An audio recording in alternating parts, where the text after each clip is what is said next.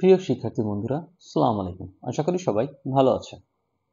তো আজকে আমরা ক্যাশ ফ্লো স্টেটমেন্টের একটি নতুন অঙ্কের সমাধান করার চেষ্টা করব, যেটা ন্যাশনাল ইউনিভার্সিটি বিবিএ 2013 সালে আসছে। তো এই অঙ্কটা একটু ভিন্ন ধরনের। তো অঙ্কটা যদি শুরু করতে যাই, তাহলে আমাদের প্রথমে একটা ছক নিতে হবে। তো আমরা একটা ছক নিলাম এবং ছক নিয়ে লিখলাম যে cash flow from operating activities.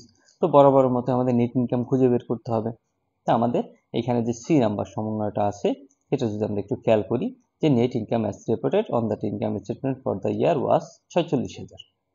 তাহলে আমরা নেট ইনকাম নিলাম 46,000। তো আমি যে অঙ্কগুলো সমাধান করতেছি প্রায় সবগুলোই হচ্ছে ইনডাইরেক্ট মেথড। এই জন্য কি প্রিপেয়ার করতে হবে এটা আমি মাঝে মাঝেই বলি না। এখানে বলছে prepare statement of cash flows from 2021 using the indirect method. তো আমরা ইনডাইরেক্ট মেথডে ক্যাশ ফ্লো স্টেটমেন্টের সমাধান করার চেষ্টা করতেছি। তার আমরা নেট ইনকাম নিলাম কত টাকা? 46,000 টাকা। এরপর আমরা যে লাইনটা লিখে adjustment to reconcile net income net cash provided by operating activities সেটা লিখলাম। এরপর অঙ্কে বরাবরের মতোই আমাদের ডেপ্রিসিয়েশনটাকে খুঁজে বের করার চেষ্টা করতে হবে। তো আমরা যদি ডেপ্রিসিয়েশনটা অঙ্কের ভিতরে না পাই, তাহলে আমাদের ডেপ্রিসিয়েশনটা খুঁজে বের করতে হয়। তো আমরা যদি সমন্বয়গুলো ভালো করে সুন্দর করে পড়ার চেষ্টা করি, তখন আমরা দেখব যে এই অঙ্কে আসলে কোনো ডেপ্রিসিয়েশন দেয়া নাই। ঠিক আছে। তো ডেপ্রিসিয়েশন দেয়া না থাকলে শিক্ষার্থী বন্ধুরা, আমি আগেই বলছিলাম যে আমাদের অ্যাকুমুলেটেড ডেপ্রিসিয়েশনে চলে যেতে হবে। তাহলে অ্যাকুমুলেটেড ডেপ্রিসিয়েশন আমাদের আছে ছিল হচ্ছে 40,000, এখন হচ্ছে 20,000।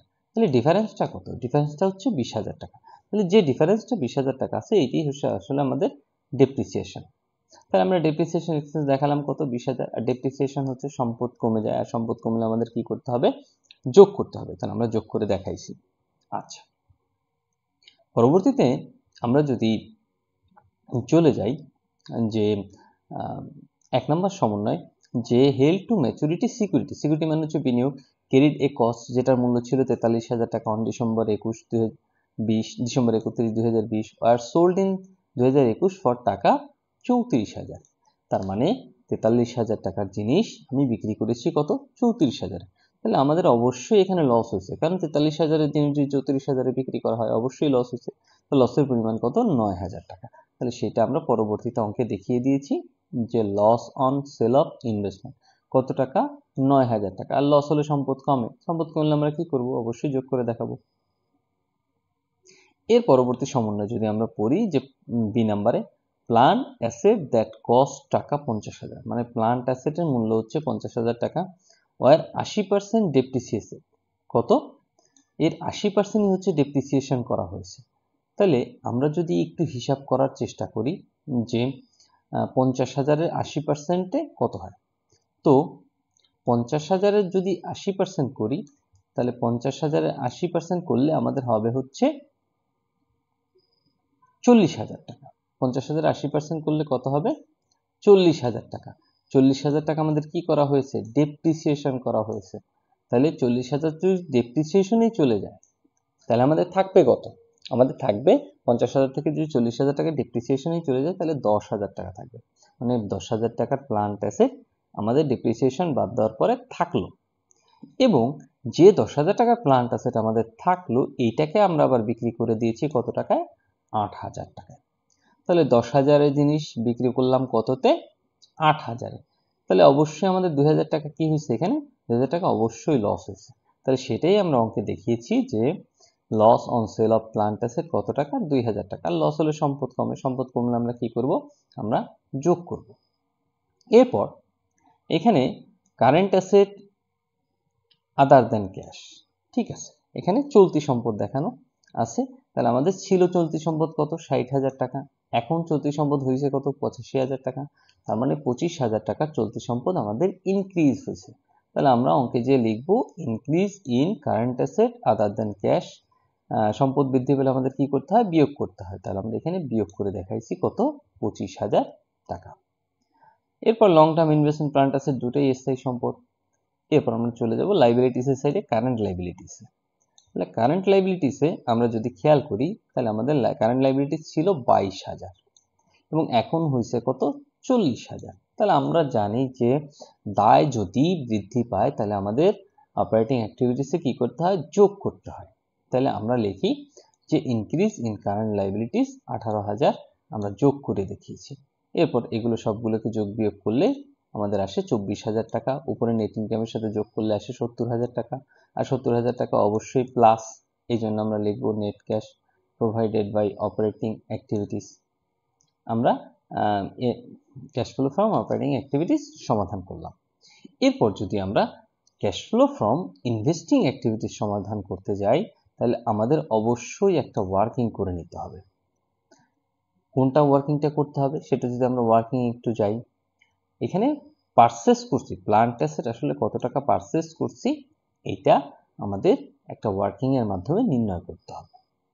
তো আমরা প্লান্ট অ্যাসেট যদি লিখি যে প্লান্ট অ্যাসেট 2020 সালে ছিল কত, 2,15,000, কিন্তু আমরা সমন্বয় নাম্বার বিতে যদি খেয়াল করি যে প্লান্ট অ্যাসেট কস্ট 50,000 টাকা আমরা বিক্রি করে দিয়েছি। আসলে 50,000 টাকার 80% ডেপ্রিসিয়েশন ছিল এবং 10,000 টাকার সম্পদ ছিল, কিন্তু আমাদের সম্পদ তো চলে গেছে 50,000 টাকা। তো আমরা লিখে দিলাম যে প্লান্ট অ্যাসেট আমরা কত টাকা সম্পদ আসলে বিক্রি করে দিয়েছি, 50,000, তাহলে থাকলো 1,65,000। এরপর আমাদের বছর শেষে প্লান্ট অ্যাসেট আছে কত, 3,35,000।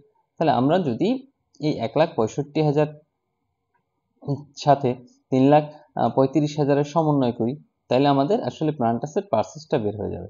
তাহলে আমাদের প্লান্ট অ্যাসেটটা কত আছে পারচেস, 1,70,000 টাকা, 1,70,000 টাকা।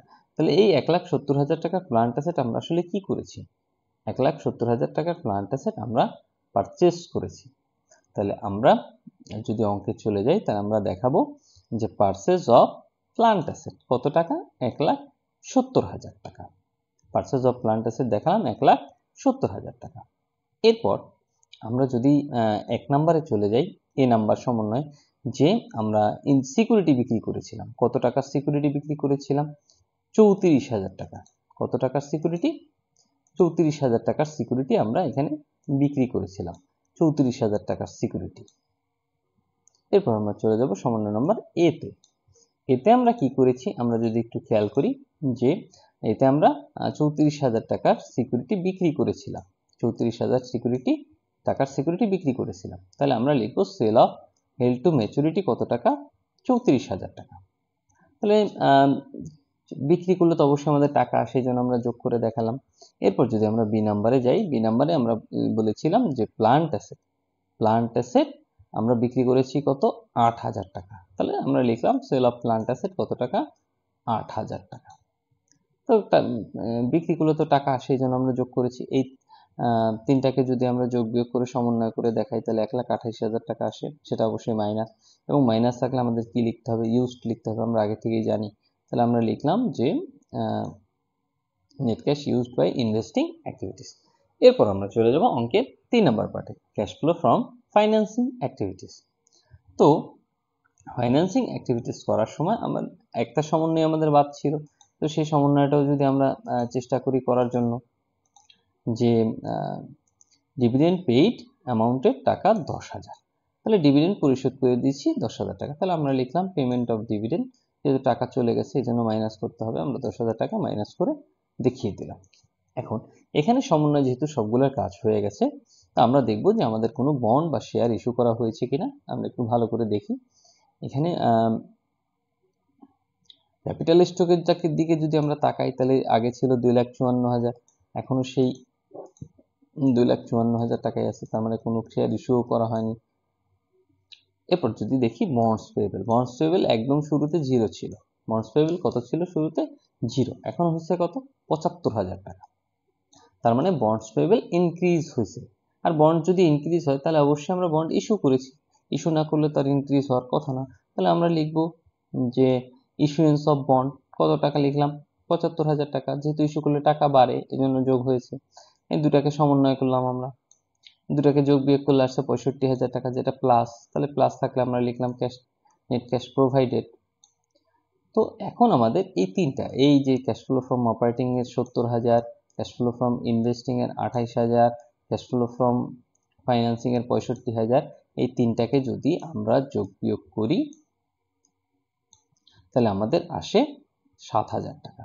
তাহলে 7,000 টাকা প্লাস আছে, এই জন্য আমরা লিখব net cash increase in cash 7,000 টাকা। এরপর যদি আমরা ক্যাশে চলে যাই, ক্যাশে এই যে 15,000 টাকা আছে, এটাই আমার অঙ্কের আনসার ছিল এবং 8,000 টাকা হচ্ছে 20 সালের শেষে ক্যাশ ছিল। তাহলে যেটা 20 সালের শেষে ক্যাশ ছিল এটা আমাকে এখানে যোগ করতে হবে। তাহলে আমরা লিখলাম ক্যাশ ব্যালেন্স জানুয়ারির 1 তারিখে বা ওপেনিং ক্যাশ ব্যালেন্স কত টাকা? 8,000 টাকা। তাহলে উপরে ছিল 7,000, 8,000, তাহলে হইল কত? 15,000 টাকা। তাহলে এই 15,000 টাকাই আসলে আমার অঙ্কের উত্তর। তো আশা করি অঙ্কটা মোটামুটি বুঝতে পেরেছেন।